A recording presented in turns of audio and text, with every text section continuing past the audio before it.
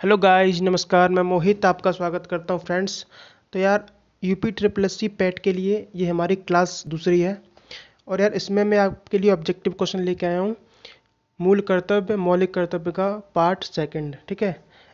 इससे पहले मैं एक अपलोड कर चुका हूं, ये सेकंड पार्ट है। इसके बाद एक और आएगा, ये टॉपिक क्लियर हो जाएगा, ठीक है। हम वन बाई वन सारे टॉपिक क्लियर करेंगे ऑब्जेक्टिव फॉर्म में, ठीक है।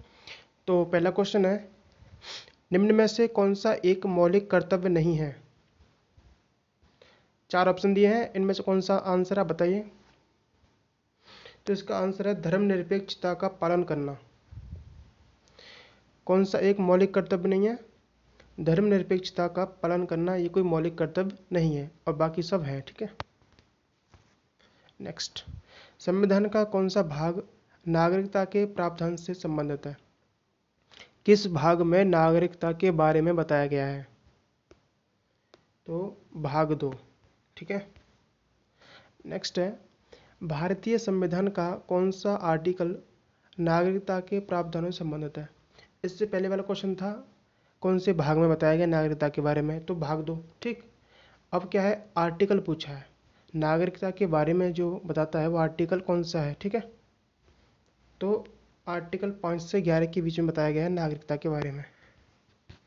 अगला है, भारतीय संविधान निम्न में से कौन सी नागरिकता प्रदान करता है? जो हमारे देश का संविधान है हमको कौन सी नागरिकता प्रदान करता है?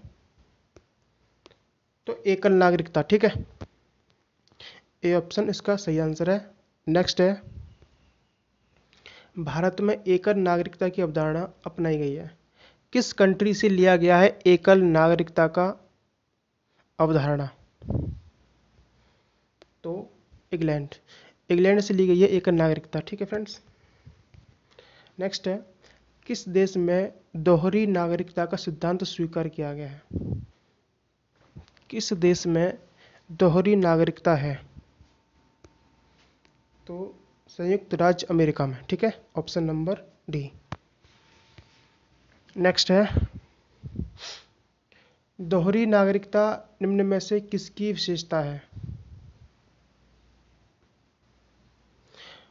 तो यह है संघीय सरकार की, ऑप्शन नंबर सी। नेक्स्ट है, भारतीय संविधान में नागरिकता के प्रावधान कब लागू हुए? भारतीय संविधान में नागरिकता का प्रावधान कब लागू हुआ था? 1949 में, ऑप्शन नंबर बी। नेक्स्ट है, भारतीय संविधान द्वारा प्रदत्त नागरिकता के संबंध में संसद ने एक व्यापक नागरिकता अधिनियम कब बनाया? संसद ने एक व्यापक नागरिकता अधिनियम कब बनाया था? तो ये बनाया था 1955 में, ऑप्शन नंबर डी। नेक्स्ट है, नागरिकता प्राप्त करने के लिए शर्तें निर्धारित करने वाला सक्षम निकाय कौन सा है? नागरिकता आपको प्राप्त करनी है, उसके लिए कुछ शर्तें निर्धारित की गई हैं, तो वो निकाय कौन सा है?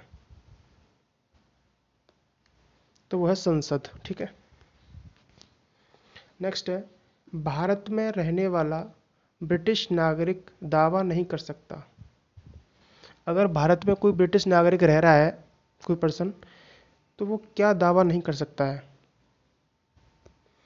तो इसका जो आंसर है वो है ऑप्शन नंबर सी, व्यापार और व्यवसाय की फ्रीडम का अधिकार, ठीक है। नेक्स्ट है, एक व्यक्ति नागरिकता के अधिकार कैसे खो सकता है? एक रीजन बताओ। कोई भी व्यक्ति अपने देश की नागरिकता को खो सकता है, उसका क्या कारण है? तो इसका जो आंसर है वो है ए ऑप्शन, वह व्यक्ति दूसरे देश की नागरिकता एक्सेप्ट कर ले तो ऐसा हो सकता है, ठीक है। नेक्स्ट है, नागरिकता के लोप होने का एक नियम है। नागरिकता खत्म हो जाती है, उसका एक नियम क्या है? देशद्रोह का अपराध सिद्ध होने पर, ठीक है। Option number C. नेक्स्ट है, भारतीय नागरिकता नहीं प्राप्त की जा सकती। जो भारतीय नागरिकता है उसे प्राप्त नहीं किया जा सकता। तो इसका जो आंसर है, भारतीय बैंक में धन जमा करके। ठीक है, ऐसा कोई उपाय नहीं है जिससे नागरिकता प्राप्त की जा सके कि भारतीय बैंक में पैसे जमा कर दो, आप भारतीय कहलाओगे। ठीक है, नेक्स्ट है, कितने वर्षों तक लगातार बाहर रहने पर नागरिकता समाप्त हो जाती है?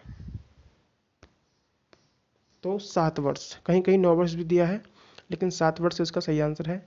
बाकी आप इसका आंसर देखना, ट्राई करना, आपको मिल जाए तो क्या सही आंसर है, गूगल कर लेना। ठीक है, तो अगर आप 7 वर्ष तक बाहर रह रहे हो विदेश में कहीं, तो आप अपने देश की नागरिकता खो बैठोगे। ठीक है, ऑप्शन नंबर सी। नेक्स्ट है, पाकिस्तान, बहुत अच्छा क्वेश्चन है। पाकिस्तान से आकर भारत में नागरिकता प्राप्त करने संबंधी प्रावधान का वर्णन किस आर्टिकल में है? ऐसा कौन सा आर्टिकल है जिसमें बताया गया है कि कोई अगर पाकिस्तानी भारत में आके रहता है और वहाँ की नागरिकता प्राप्त करता है, तो किस आर्टिकल में ये प्रावधान है? तो आर्टिकल नंबर 6 में ये बताया गया है। ठीक है, तो यार वीडियो देखने के लिए धन्यवाद। Thanks for watching. Please subscribe, like, share and comment. Okay, thank you, bye.